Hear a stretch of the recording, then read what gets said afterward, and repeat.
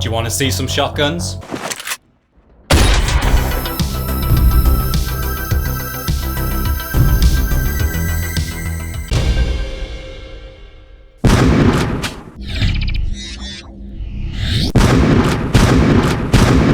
I'm speeding things up this episode, covering 1999 and 2000 in one go. We'll see double the guns with more concise analysis. Hold on tight. First up, Redline. A very unique concept gun with rotating modular components.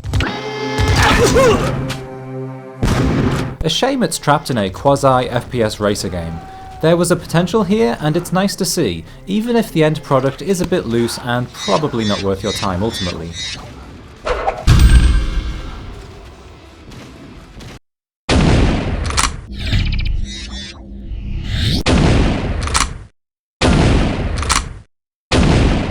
Requiem, Avenging Angel. Shotgun. The impact on this one is pretty good. The game was an absolute slog to play up to the point of collecting this weapon. Now you get some stopping power, but its rate of fire is too slow and doesn't sync up with the animation properly, creating this awkward pause when you think the gun should have fired by now. It's a half-decent triple-barreled effort, mind.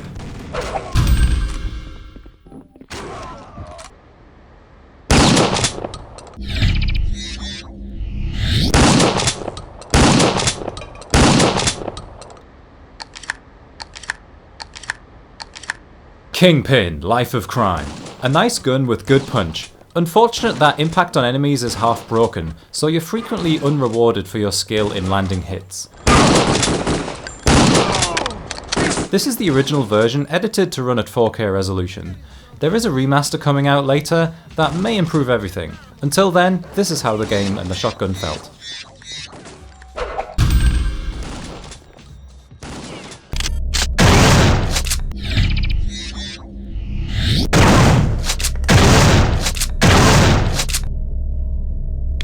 System Shock 2. Not a game known for its gunplay, but its shotgun really isn't much at all. It's as minimal as 3D shotguns get really, just like how its predecessor was about as minimal a 2D shotgun could get. It's a great game, terrible shotgun.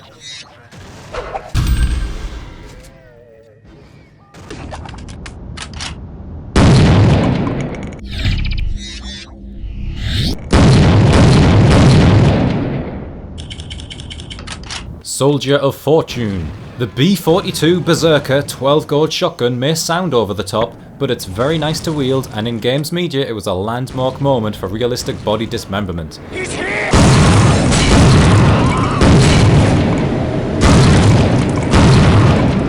It does everything right and still great to play with now.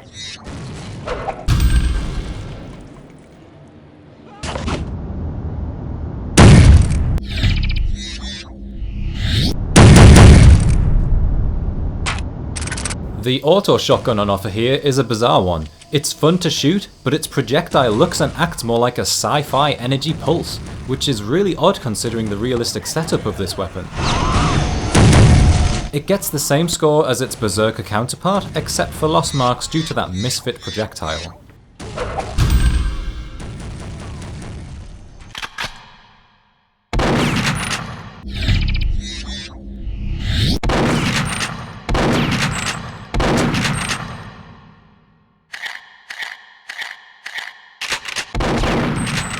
Perfect Dark. The third attempt at a shotgun from Rare is an improvement.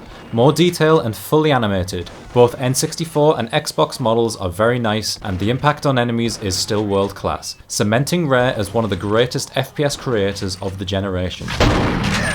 Oh, and here's how it looked on the original N64 hardware. Pump action animation between shots is a bit jarring, however, as it completely covers your target during combat. The double shot alt fire mode is great fun too.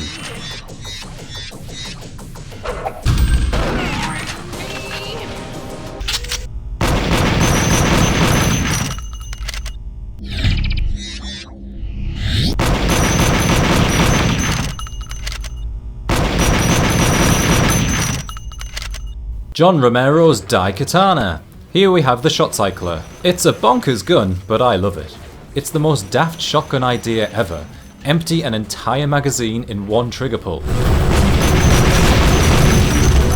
It's nicely modelled in a unique cyberpunk style, but the only problem is impact on enemies is a bit wrong, jibbing everything in sight. A semi-auto alt-fire mode for this would have been nice. Maybe John will bring it back, revamped for a future title.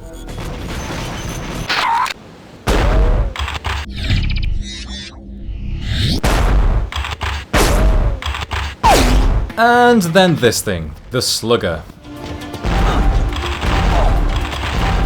It's just junk in all departments.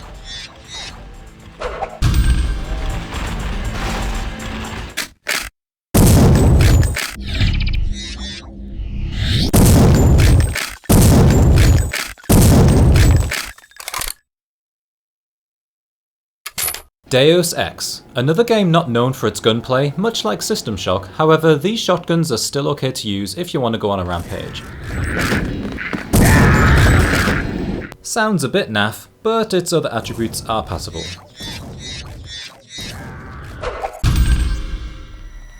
I think Gunther is being...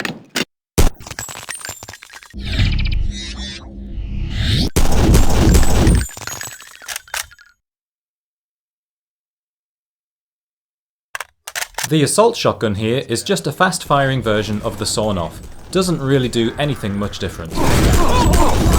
It also sounds pretty naff.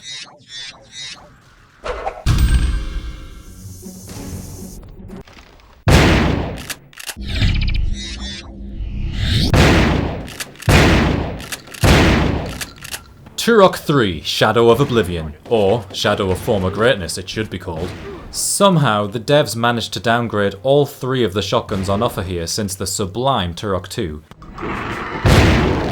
If remastered, they could be so much more fun to use, but trapped within N64 limitations, it's just not fun. I think someone was busting up a claim at this point too. And here we have the Shredder. Doesn't look as good as last time, does it? Feels tightly wound up, so it's got some gravitas, but its needle-thin projectiles are just not as fun as the original Shredder, especially in the absence of decent enemies to shoot too.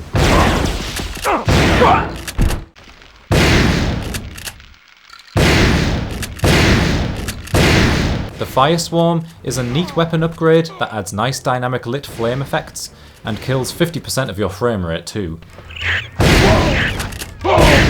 Overall score for these three shotguns combined is a disappointing 4 out of 10. I can still feel the disappointment my teenage self experienced with this one.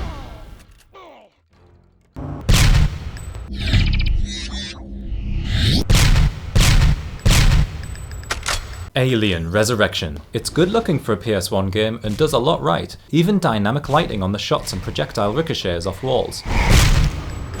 Aliens get stunned and can also be jibbed with a satisfying crack. Only drawback is a nauseating tight field of view. It does fire smoothly and is a good effort.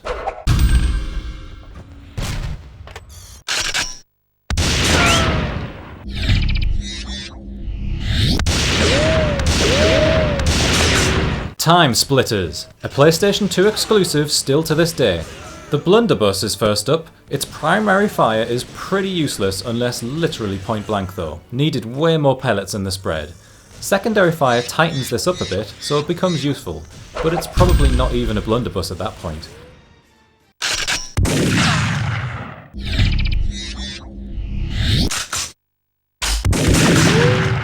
Onto the shotgun. This is a neat one, independently firing barrels and a nice thud on enemies. It's all a bit vanilla mined until you get 2 of these and let loose in quick succession.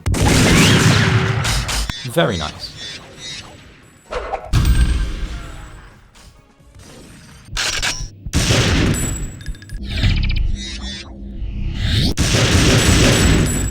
Finally, we have the assault shotgun. This one feels unfinished. The lack of hands on the pump action is bizarre.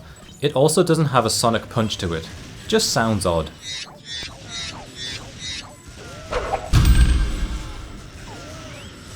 Gunman Chronicles! Ah, wait, where's the disc? Hang on, let me just check my Steam library. Which one?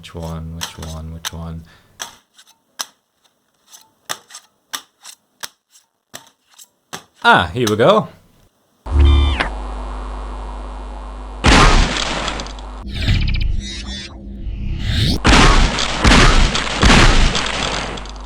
So this is a pretty hard game to find. I don't think it's available on any online stores. The shotgun here is probably the most customizable shotgun in history too, giving you a choice of 3 shot spread sizes, rifle, shotgun and riot gun types, 1 to 4 shells fired, and each has its own RPM, the riot gun being the fastest and widest spread. They've turned against us! Thank you. You've helped to save my Xenome.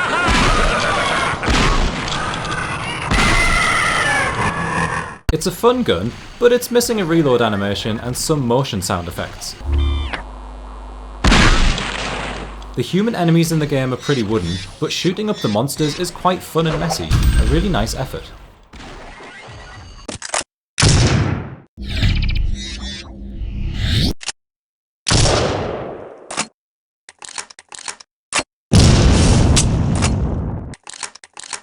Clive Barker's Undying. A nice spooky game that builds tension is next. Its shotgun works at point blank range, but anything else and it's a frustrating gun to use. The few pellets that come out regularly spread too wide and miss the enemy, who are fast moving and numerous for the most part.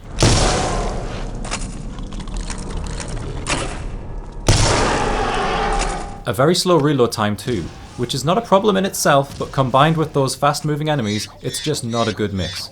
Overall, a frustrating shooter. That's all for this episode. See you in the next one. Hit subscribe for more.